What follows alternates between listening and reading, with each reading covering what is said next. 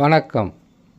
மேசராசி சனி பெயர்ச்சி பலன்கள் 2025 முதல் 2027 வரை வருகின்ற 29 மார்ச் மாதம் 2025இல் சனி பகவான் பெயர்ச்சி பெறுவார்.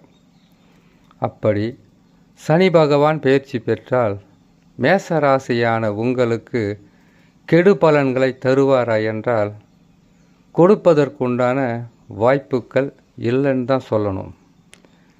எதற்காகன்னு கேட்டிங்கன்னாக்கா, சனி பகவான் 7.5 சனியாக வரும்போது விரயச்சனியில் நன்மைகளை செய்வார்.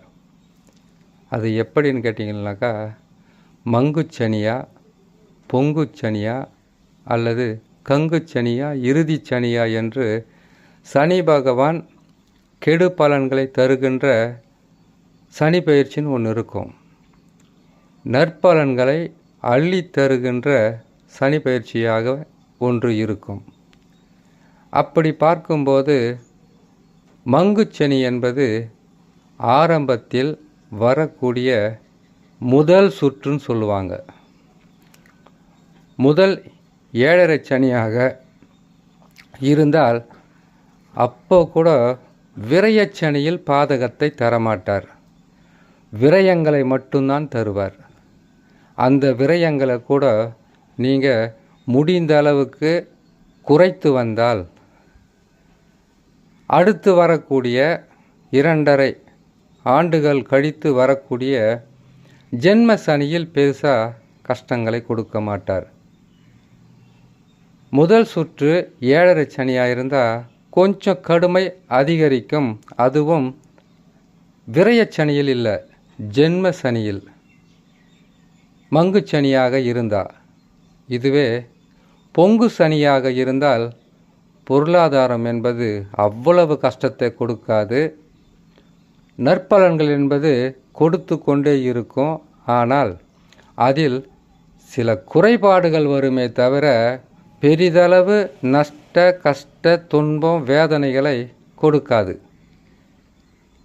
மங்குச்சனி என்பது ஒருவருக்கு இதனால் வரையில் சனி பகவான் 7.5 சனியாக வராமல் இப்பொழுது முதல் முறையாக வருவது தான் மங்குச்சனி.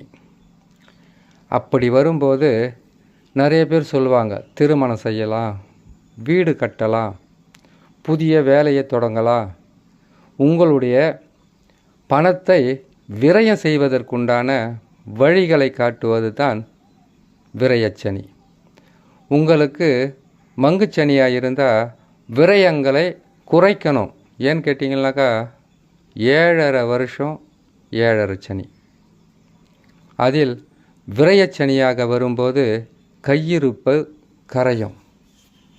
கடனாக காசு பணத்தை வாங்கியாவது உங்களுடைய சுப நிகழ்ச்சிகளை செய்வதற்கு வழிகளை காட்டும்.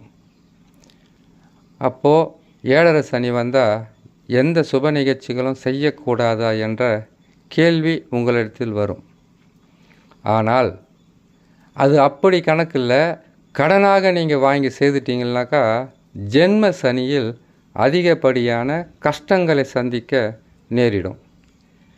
அதற்காகத்தான் இந்த விரய சனியாக இருக்கும்போதே விரயங்களை குறைங்க. விரயங்களை நீங்கள் குறைச்சிட்டாவே நீங்கள் ஜென்ம சனியாக அடுத்து 2.5 வருஷத்தில் அதிகமாக கஷ்டப்பட வேண்டிய அவசியம் இருக்காது. 7.5 சனின்னாவே எதெல்லாம் செய்யும்?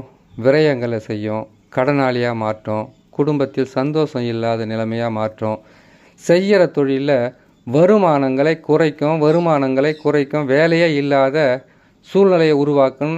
ஆரம்ப காலத்திலேருந்து சொல்லக்கூடிய பதிவுகளை கேட்டு நாம் விரயம் செய்தால் தானே நமக்கு பொருளாதாரத்தில் நிறைய நெருக்கடி வரும். நாம் தப்பு செய்தால் தானே, தவறான பாதையில் போனால் தானே தண்டனைகள் கிடைக்கின்றதை நீங்கள் தான் உணரணும். அப்படி நாம் ஒரு இடத்துல கடனை வாங்கி, ஒரு லோனை வாங்கி, ஒரு கல்யாணத்தை செய்துட்டு, ஒரு வீட்டை கட்டிட்டு, அதுக்கப்புறம் அதை நீங்கள் போராடி கட்ட முடியாமல் சில கஷ்டங்களும் சில பிரச்சனைகளை சந்திக்கிறத விட உங்கள் சக்திக்கு ஏற்றவாறு கடனை பெறுவது. உங்களால் முடியலன்னா பொறுமையாக இருங்க, அதுக்கப்புறம் செய்துக்கலாம். நீங்களாக போய் சிக்கல் பிரச்சனையில் மாட்ட வேணாம். அப்படி பொறுமையாக இருந்தால் உங்களுக்கு 7.5 சனியில் பெருசாக பாதகம் இருக்காது. அது மட்டும் இல்லாமல் 7.5 சனியில் மங்கு சனியாக இருந்தால் கூட, அதாவது முதல் முறையில் வரக்கூடிய 7.5 சனியாக இருந்தால் கூட, நீங்கள் தசா நல்லா இருக்கான்னு பார்த்துட்டாவே பெரிய பிரச்சனைகள் இருக்காது. தசா நல்ல நிலையில் இருந்தால் 7.5 சனியில் எந்த பாதகமும் இருக்காது. சிறு தடைகளும், அந்த தடையை கூட நீங்கள் அதிகப்படியான ஆசையால் நீங்கள் இதை செய்யணும் அதை செய்யணும் இதை முடிச்சே ஆகணும்னு நீங்கள் உங்களுடைய ஆசைகளை வளர்த்துக்கிட்டால் தான் பிரச்சனை இருக்கும். அப்படி இல்லாமல் இருந்தால் பெருசாக பாதகம் இருக்காது. இது முதலில் வரக்கூடிய 7.5 சனியாக இருப்பவங்களுக்கு. இரண்டாவது சுற்றாக வரக்கூடியது பொங்குச்சனி. அப்படி இருந்தால் ஒரு பக்குவம் இருக்கும், ஒரு நிதானம் இருக்கும்.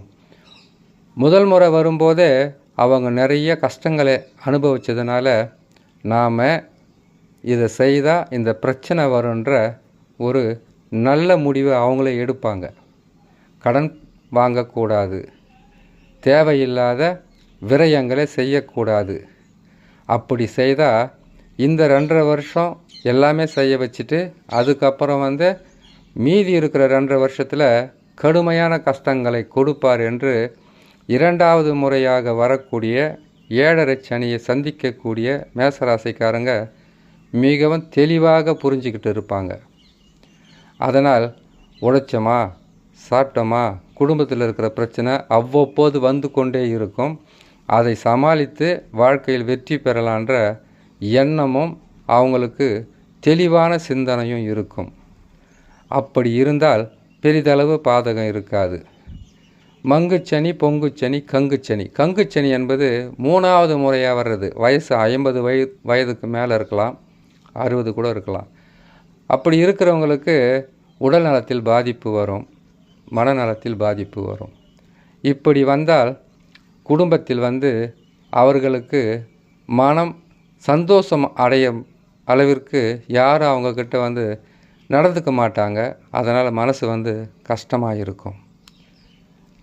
இந்த கங்குச்சனியை சந்திக்கிறவங்க யாராக இருந்தாலும் சனி பகவான் சரியில்லாத நேரத்தில் இதெல்லாம் நடக்கின்றதை உணர்ந்தாவே போதும். அப்படி இருக்கும்போது மேசராசியான நீங்கள் பயம் வேணாம், அதிகமாக விரயமும் வேணாம்.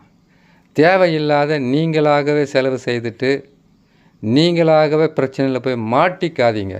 அப்படி மாட்டிக்கிட்டால் தான் அவர் இந்த 2.5 வருஷம் பொறுமையாக உங்களுடைய கையில் இருக்கக்கூடிய காசு பணத்தை செலவழித்து அதுக்கப்புறம் கடனாளிகளாக மாற்றி தொழிலில் நெருக்கடிகளை கொடுத்து வாழ்க்கையில் வெற்றி பெற முடியாத அளவுக்கு இப்பொழுது இருந்தே அவர் சிறிது சிறிதாக கெடு பலன்களை கொடுக்க ஆரம்பிப்பார்.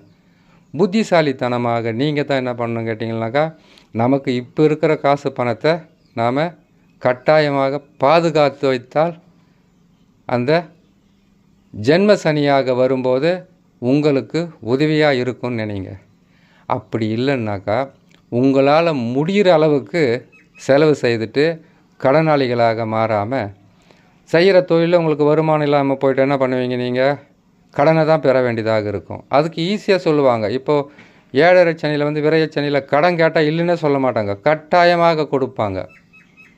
அப்படி கொடுத்து தான் ஜென்ம சனியில் கஷ்டங்களை கொடுப்பது. கடன் பெறாமல் கையில் இருப்பதை ஓரளவுக்கு செலவு செய்து உங்களை காப்பாற்றி கொள்வதற்காக பணத்தை மிச்சப்படுத்துவது, உங்களுடைய ஆசைகளை குறைப்பது, இல்லை விரயமாக தான் ஆகக்கூடிய சூழ்நிலையாக இருக்குன்னாக்கா திருப்பி கொடுக்க முடியுமா என்பதை முதலில் யோசனை செய்து குடும்பத்தாருடன் கணவன் மனைவி இருவருமே சேர்ந்து ஒரு நல்ல முடிவை எடுத்து அதற்கு பிறகு செயல்பட்டால் 7.5 சனின்னாங்க எந்த சனி வந்தாலும் உங்களுக்கு துன்பமும் கொடுக்காது, கஷ்டமும் கொடுக்காது. இது அனுபவத்தில் நீங்கள் உணருவீங்க. செலவு செய்தால் தான் பிரச்சனை. தசா பாதகமாக இருக்கிறவங்க மிக கவனமாக இருக்கணும்.